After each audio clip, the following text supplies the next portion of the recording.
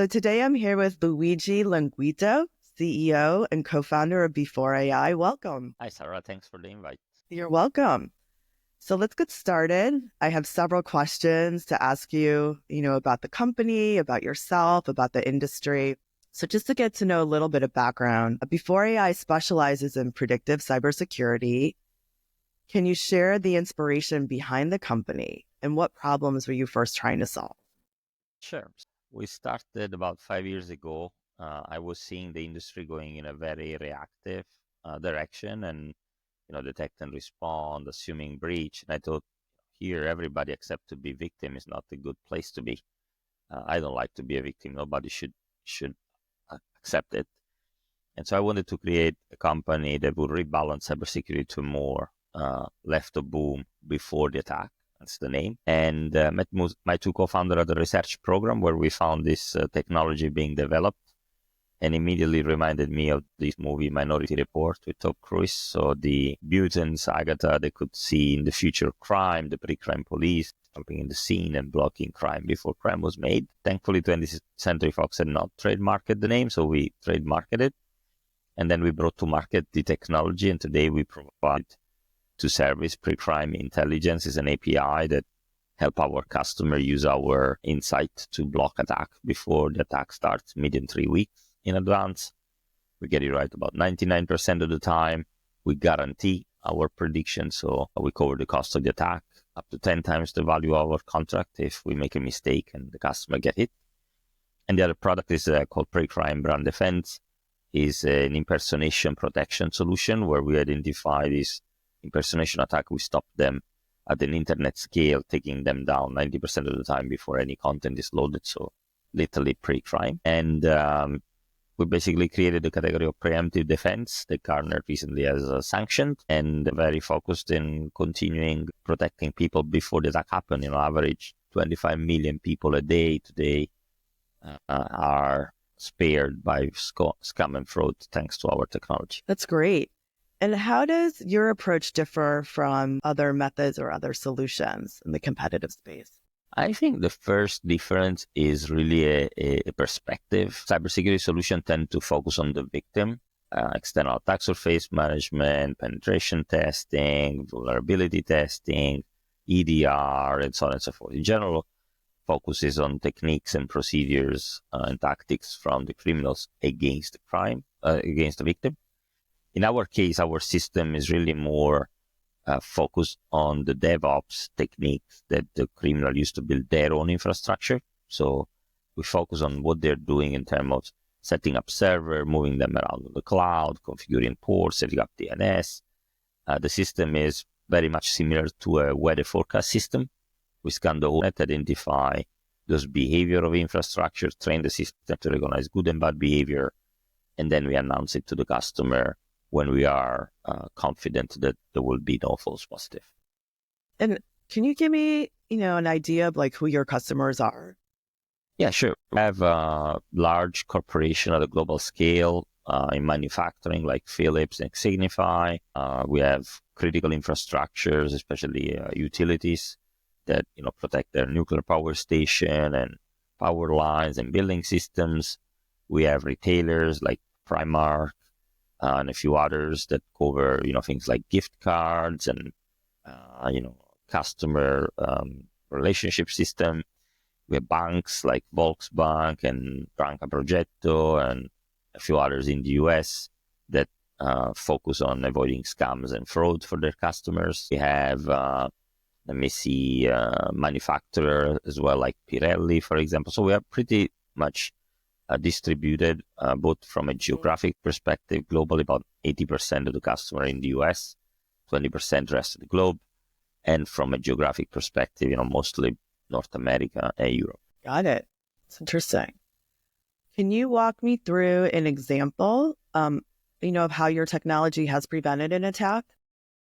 Yeah, I'll give you two, one for each, right? So on the intelligence front, we had this case of Signify.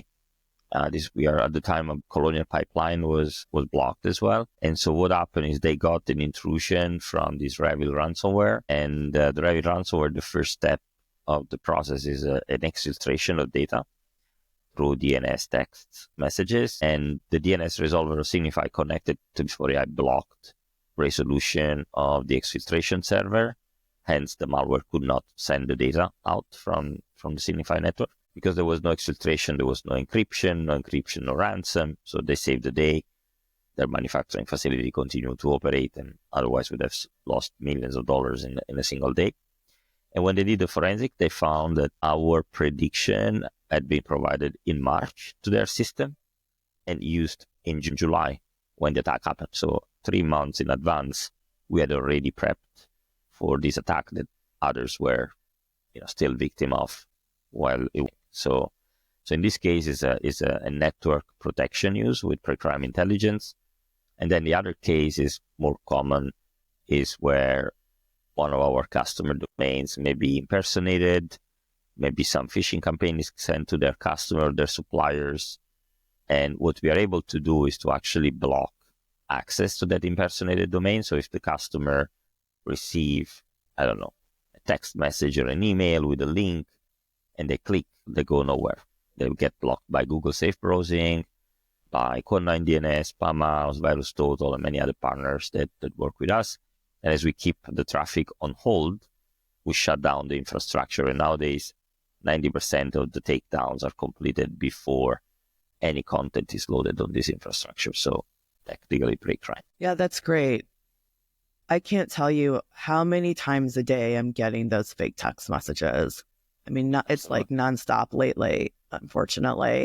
It's only going to grow, right? With especially all the automation that AI is enabling for the criminal. An anecdote is, I was reading some articles. Historically, Japan has been spared by big phishing campaigns because the language is quite hostile, right? And since about 12, 18 months, they are under a huge strain of resources because thanks to the generative AI system, criminals are now doing perfect phishing in Japanese. And, the people are not prepared because they were not, we in the Western world, at least over time, we kind of built defenses, right?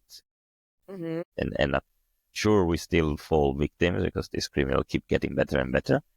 But in Japan, they got the shock, it's like moving from phone system with the line to 5G smartphones. Yeah, that's really interesting and kind of brings me into the next question. I think the sophistication of these criminals is always growing and changing as technology advances. What kind of trends or new threats do you think are impacting the industry right now? And how is Bfore.ai preparing itself to, prevent those attacks from happening? Sure. Well, first of all, I would say that the first and stronger focus has been put by criminals in actually automating their own operations, right? So these guys are very lazy.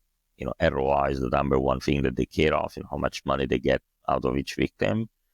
And so they've used AI for improving techniques that they already had. So better phishing, faster writing of ransomware, yada, yada, right? So it's really more about make more of what they already had.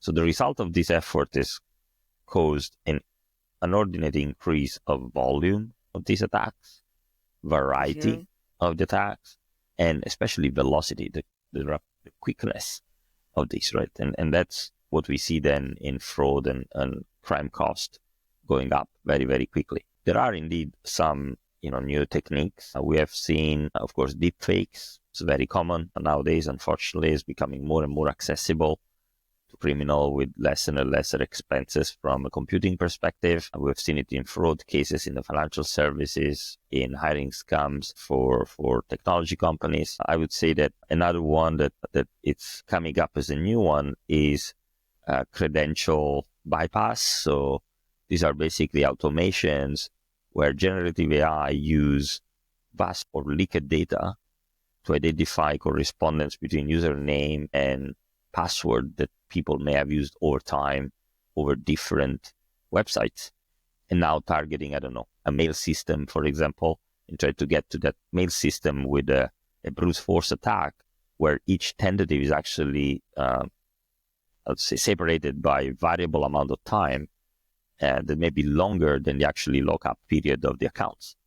And so because they can do infinite tentative, but these are very targeted and clever tentatives, then this system actually are quite successful. We have, one customer, unfortunately, have seen 50% success, 50, of those tentative. That is massive, right? For a brute force attack. So very intelligent use of data leak, mixed with automation and vast scale residential proxies to use, IP addresses that cannot be blocked. So I think that's what we will see more and more, is these clever uses of vast resources that can be automated. I keep saying that for me, the criminal world is like the upside down of Stranger Things. It's an exact copy of what happened in real life, right? So you have mafia group that act like VC, funding smart founder of, infrastructure as a service company that resell or rent their infrastructure to ransomware as a service, that have affiliates that resell this service, that have access brokers that are external providers. Then you have forum operator and tech support operator and engineers. I mean, there is an entire economy. I think one of the largest of these scam companies last year had proceeds for more than $1.5 billion.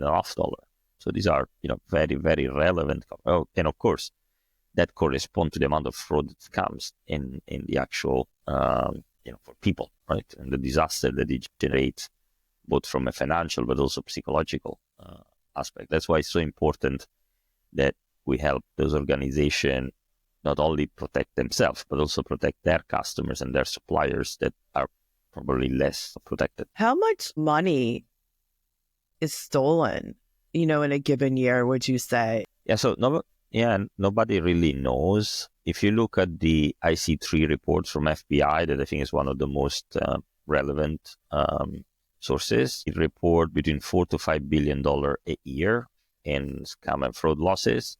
But they also say that probably that represent only 30 to 40% because it's based on reports. Not everybody reports to be scammed because, it's a shameful thing, unfortunately, and people don't want to go into the waste of time that goes after it. So billions and billions of dollars in ballpark, 5, 10, is too much, right? And where this money goes is even worse, because now it's going to fund mafia group, cartels, wars, North Korea, you name it, right? So this is all the underground that is developing. Unfortunately, as much as digital transformation has impacted the legit world, the upside down has also been, greatly enhanced. And so now you have a digital transformation of mafias and crimes that is the reason why we see this explosion, right? There's no more petty crime in the roads. It's much safer to be behind the screen in some countries like Myanmar or Cambodia or wherever in Africa, and it's gonna be nearly impossible for law enforcement to go after all of them. Right. It's a pretty scary, sophisticated network.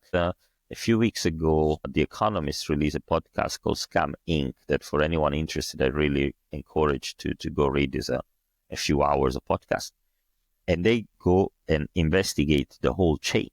And so you would think that these are, the classic hacker with a hoodie in a garage. Right. But reality, what you find is these are very organized businesses, with CEOs and CFOs and what have you, that put up hiring scams to kidnap people from Africa that speak well in English. They bring them in Myanmar, in Cambodia.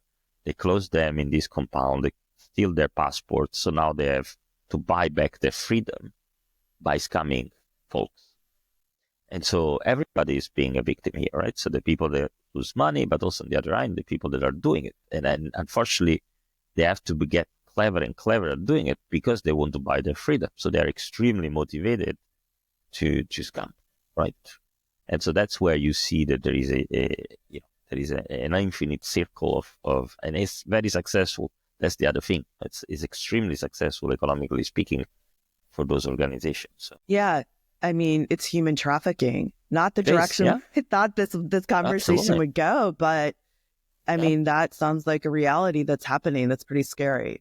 Yeah. Again, I think, most people think especially in our industry, there is this legend of the national threat actor, the KGB or, the Chinese or whatever. That's kind of 1% of cybercrime. and it's very targeted, it's very specific. 98% of it is economic crime driven by, some people call it script kiddies, but these are really very organized organization that use very good tools. They have network of of exchanges to then launder the money. They have specialized ways to get this money through real estate back into the economy. And I mean, it's, again, that podcast actually is illuminating, and it's very easy to digest for someone that has never really spent time on understanding it. Very precise, the investigation, but it's very scary as well. Very, very scary. I'll definitely listen to that. Almost even sounds like they purchase some of this software, or they're aware of, or they build their own, or they're, obviously aware of the other people in the space. Can you tell me a little bit about the competitive landscape and, how your company, Bfore.ai, criminal or non-criminal, how you guys differentiate yourselves? No, in our cases, I think with this trend of machines becoming more and more effective at enabling those criminals to carry their trades, the challenge has become that you cannot put just human in front of machines. It's not fast enough. It requires too much information to analyze. And so my philosophy when we started Bfore.ai was, we are preparing ourselves for the age of the machine against machines. And so we need to operate on speed, because these type of attacks, once they start, it's too late. Victims are made immediately. And so we really need to move from the right of boom, so after attack, to left of boom, before the attack. And hence this investment we have made on developing this predictive technology, and then this disruption capability, so we can immediately, as soon as we have the prediction, that generally is days to weeks before the attack, we can stop the activity, we can avoid the victims while we work in the relevant processes to get this infrastructure out of the internet. So the differentiation comes first and foremost from this preemptive capability. Then the second thing is, security teams are more and more overloaded with all sorts of tasks, and less funded, or less and less capable to hire people in the market, because there is obviously shortage of capabilities in the experience range. And so the second design point was, we need a platform that is autonomous, that doesn't need people. And so while you can flick a switch and actually use it manually, we suggest our customer to stay away from it and let it run, because the platform does all these things alone. It's all automated, so it actually free up resources in the security team for those areas that we cover. And then the third thing is really, nowadays, false positive and false alert is one of the things that plague security operations centers, right? A lot of time wasted analyzing alerts that are meaningless. So we invested a lot in reducing the false positive rate. So today is below 0. So it means that we get it right in terms of prediction, 99 to 95%. These are two results. One, we don't generate false alerts, so there's nothing to waste time on in terms of analysis. But second, because we are so precise, we can guarantee it. And so we have this capability of basically for customer where one of our prediction failed and they got the hit. If ever something like this happened, it's not happened yet, but if ever it happened, we would cover the cost of their attack, basically 10 times the value of our contract. And this is backed by Munich Re, so it's not just Bfore.ai saying we will do it, and then who knows if the company is still there when it happens. No, we have the largest insurer in the world that subscribe the policy for our guarantee, and hence they will be there to cover this cost, no question asked. We just need to have confirmation that our system were live and active and connected, provide the protection, right? Your guarantee, gives you a lot of credibility. Do other companies like yours offer something similar, or is this kind of unique to you? As far as we know, it's unique nowadays. So what you have other have provided insurances, like bundled with the product, and vice versa. You have insurances that bundle security services, but the performance guarantee that cover the mistake of the AI models, as far as we know, we are the only one in cybersecurity to provide it. Munich Re provided to other two companies, so we are the third one. The other two are in circular economy, and I think it's pharma. I can't remember now exactly. So it's something that is very selective in terms of what they cover. But for us, it was important because clearly we promised to predict the future. There is all the healthy skepticism of this world that we need to overcome. Thankfully, we have great customers now that help us prove that the system works, is appreciated, and they are happy to be references. Gartner gave us the cool vendor mark a few months ago. So we are cool vendor for AI in financial services and banking services, unique cybersecurity company. But still, to your point, it's a good safeguard to have that kind of catch-all in case something goes wrong. Yeah, definitely. I'm going to move into now a little bit, go back into the company itself and kind of, learning about your kind of growth strategy. So in scaling, what have you been doing to help with growth? So, scaling a cybersecurity company requires both technical and innovation and some strong business execution. Are you seeing any challenges right now scaling your company, and how are you tackling them? Yeah, I would say that it's not just for our company. I think everybody in this industry has to face the challenge of reaching out to the customer. So we know that outbound mechanism at scale, like may have been mailing or LinkedIn automations and things like that, is already a number of years that they are ineffective. We are in an industry based on trust, where when you approach a security person, the first thing is that they are paranoid that you may be trying to scam them. So it's I think there is a barrier to entry that is, from a go-to-market perspective, quite important. And our perspective on that has been investing in creating communities and networks in which we get embedded. The first source of our leads, if you want, is our own customers. Right? So there's a lot of word of mouth. Again, because the product works and is innovative, they want their colleagues and friends to be aware of it. And that gives us kind of snowball effect. We also invested a lot on physical events. I believe there is definitely a willingness of people to meet other people, to have this community conversation, to learn from each other. So for us, it's important to support them. We provide sponsoring for associations like ISA, for B-Sides. Of course, we have gone to the big ones, the RSAs and the Black Hat of this world. We run our own events. So we have something we call the Prediction Tour, where I'm visiting all the cities in the US a couple of times this year. So it's a big, feel like Taylor Swift sometimes. But, what happened there is we have an happy hour evening in which there is an exchange of ideas around the future of cybersecurity.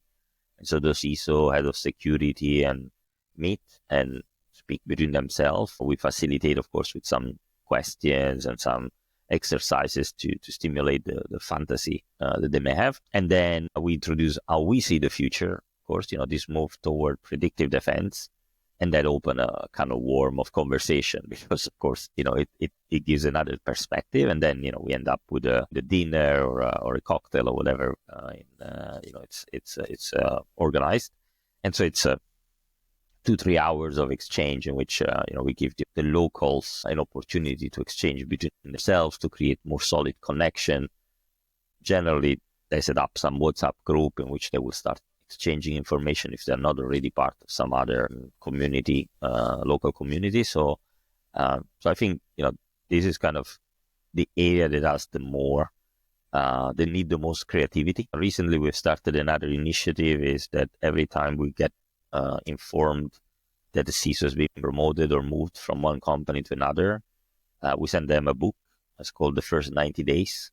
It's a book that has helped in my career a lot of times about establishing yourself in the new role, making sure that you organize your plan for that critical period in your career move. And so, that is a way also to create a connection with the people in the industry, show that we care about them first and foremost. We think that our technology can help them, of course, but first we need to make sure that they are successful in their roles. And so, you need to come up with these creative approaches to connect with people. That I think is ultimately the critical objective of a business, is to create that trust and trusted advisor relationship, so they will not only want to know about the product and potentially buy the product, but also return later for other products and maybe advice for other solutions. Yeah, I find that very well as a marketer. Your focus is definitely in the event space, attending these big shows, having your own shows, doing some of the, I'd say kind of the road shows for that personal interaction. And before digital transformation and before digital marketing, that's the way that people did it. I mean, we are also present in LinkedIn. I mean, my profile is definitely probably now the third source.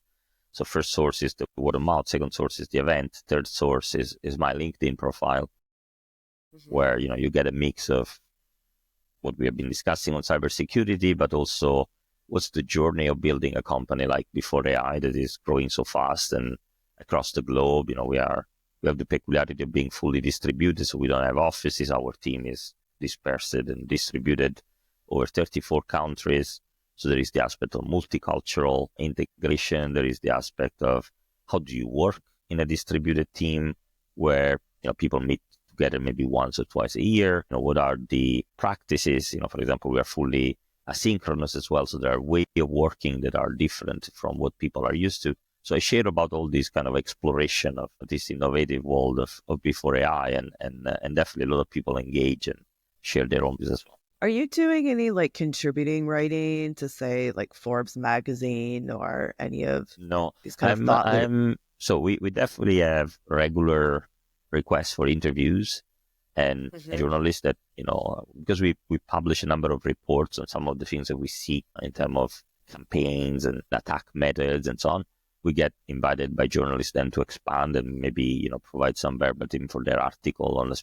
I'll give you an example. Recently, there was the hurricane in Florida. There was the fires in Palisade, and each one of those events generated a full scam campaign, sales campaign, right? Yeah. And so we try to, we want to be before that. So as soon as these events start, we immediately go, okay, let's look at what the criminal are going to come up with. And then we see the build up of this campaign, we share about them. And so this is definitely an area where we spend time with the press. I'm not a big believer of paid advertising. It's too easy. Everybody can do it. It's expensive beyond belief. And I'm not even sure people actually read it very much. So we don't do pay to play. In fact, with my most common used automation is I have a script for any agency that comes to me asking, we want to put you on TV, we want you to be in the top 100, whatever. I have these things say, only if it's free and it's you decide. We do no pay to play. It's definitely outside of our. Hopefully, people will listen to this podcast and reduce their effort against us on this specific point.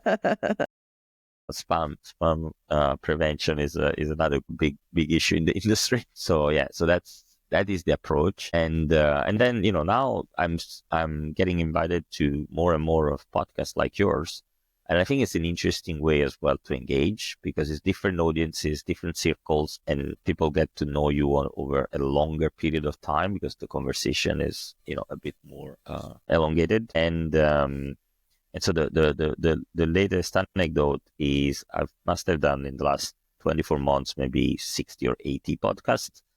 And I dumped all of them into Notebook LM from Google. And now I have Luigi GPT. So if my team receive from a journalist a set of questions, they put it into this Notebook LM that we have created and they get all the answer. And then, of course, I will review them. But I can tell you, I'll touch it. It's really light touch because the model is really, really, really effective. That's so automation because the journalists need an answer very quickly because they want to go to press, and generally, I'm either in a flight or in an event or speaking with customers. So, it's the disruption of getting that thing correct was actually quite elevated. But now the team can jump directly into Luigi GPT, get the answer, pass it over to me, have a quick glance, see if there is anything that needs to be changed, and then they can send it over. I like that. That's a very good idea. I might take it. You should. It's very effective. It works very well. Yeah. So looking ahead, over the next year to 2 years, what do you see are your top priorities for Bfore.ai? So first one is obviously continue our growth, sustain it. The more we grow, the more people are protected by future threats. the least people fall scam and fraud, right? So we're very motivated to annoy criminals as much as we can. The second priority is we are enlarging our services. We are adding capabilities in the space of avoiding malvertising, fighting against social media impersonation, fighting against deepfake in live video conferencing. So there's a lot of work from an R&D perspective to build these capabilities to identify as early as possible, if not predict the attack, disrupt it to avoid the victims to be made, and then stop it completely with takedowns. So that's definitely an area of focus. And the third one is really building a strong team for the future. The people we are now are the leaders of tomorrow before AI. So it's finding the right folks that are aligned with our ethos from both a value perspective, but also operational principle, like fully distributed, fully asynchronous, working from anywhere, and so on and so forth. And that requires, obviously, they say, hire slow, fire fast, right? So, that slow means also you have to spend time on it. I interview 100%, not an interview, is more of a validation, but 100% of the candidates shortlisted, I have a conversation with them first to make sure that they get to know the trouble that they're putting themselves into. We want to make sure that, they get a chance to ask all the questions they want, but also vice versa for us to make sure that, they have this alignment with our cultural value and setup. That's great. I have two follow-up questions from that. When you were talking about deepfake and video conferencing, can you elaborate on what that looks like? Yeah, so the threat, unfortunately, is growing pretty fast at the moment because of generative AI, because of GPUs becoming cheaper and so on.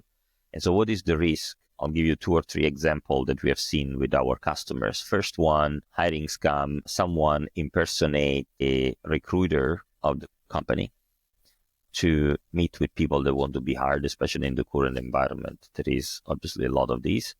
And then basically say something on the line, send me $1,000 so that we can send you a computer to perform the test, then coming into the company. And in that process, what they've done is taken the profile from LinkedIn of that recruiter, and they've generated a deepfake of that person. So now the candidate think that they are legitimately speaking with the recruiter of that company.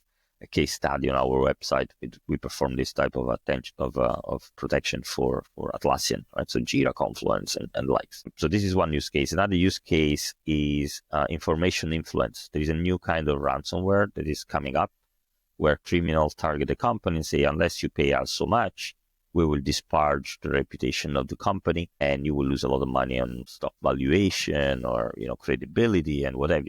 And so what happened then, that is maybe a fake conference call that is organized, journalists are invited, the CEO impersonated in a deep fake, announce some bad news or something that they shouldn't announce, and immediately this goes to press, and then the stock kind of get impacted, right? It's been seen on a couple of pharmaceutical company already.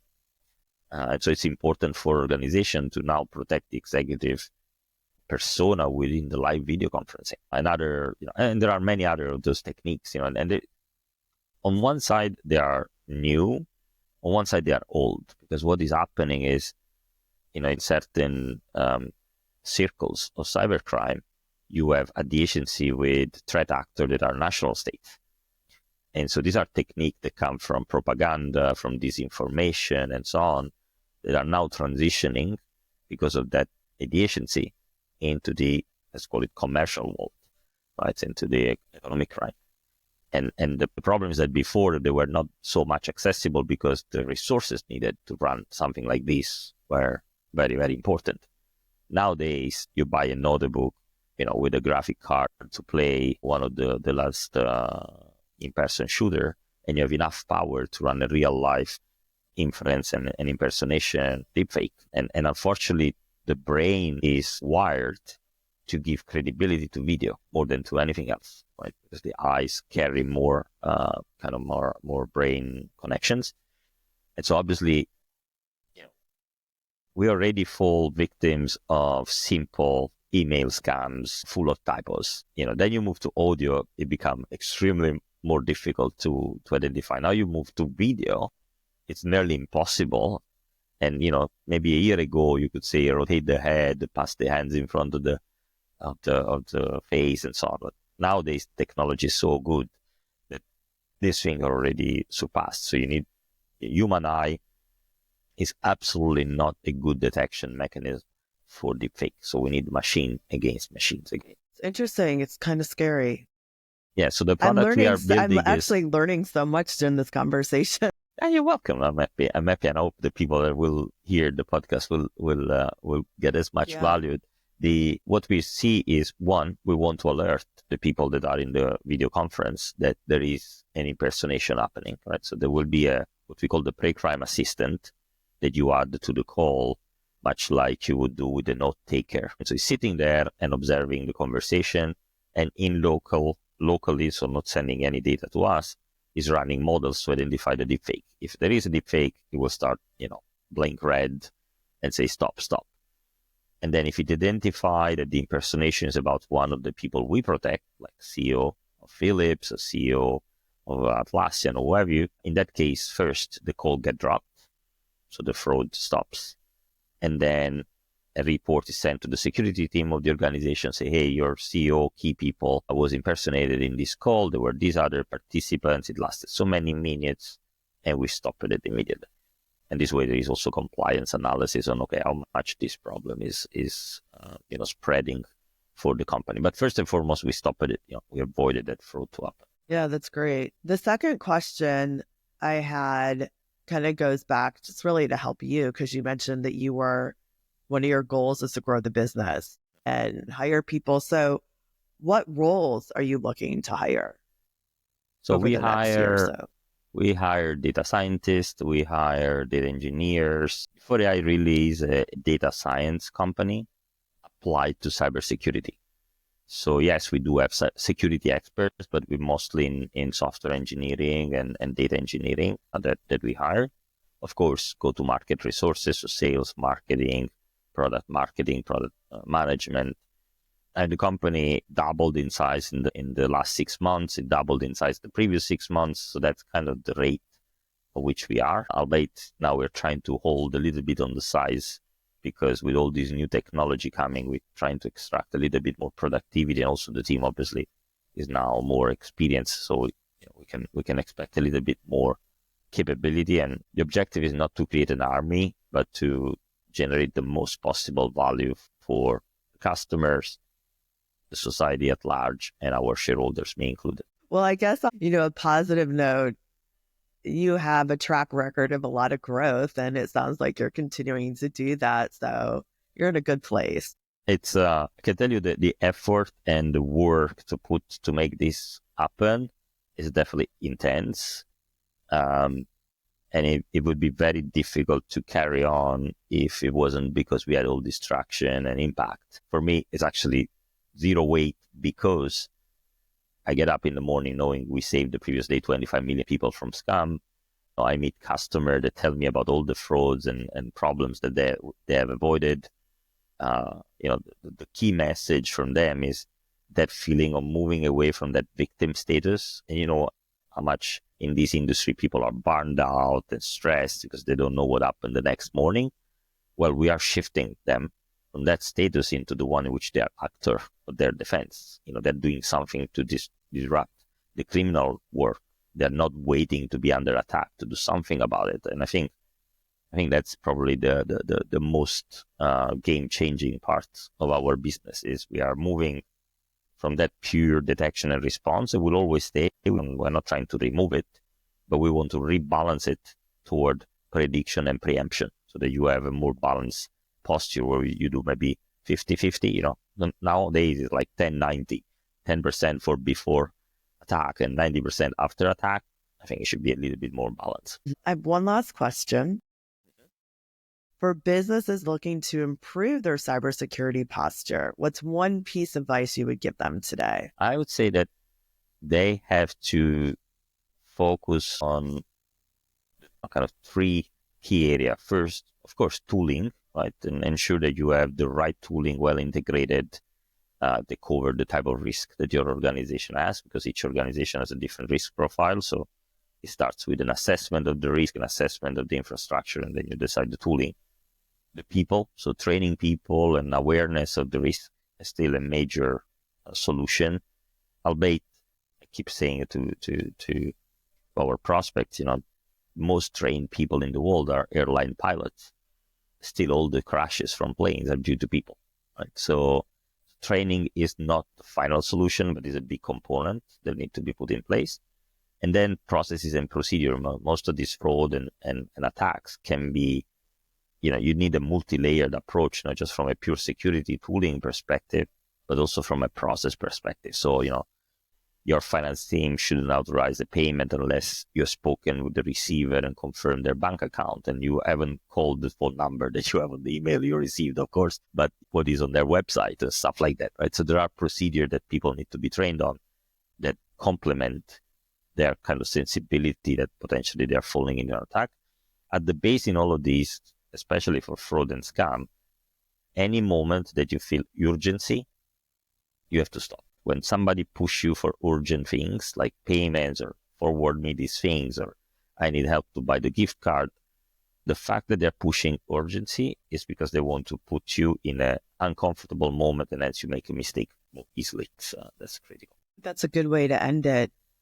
Anything else you'd like to add? No, I think, we had quite an extensive conversation. So very, very happy with the question, very interesting. And I hope the audience will have found this enjoyable time. I definitely think they will.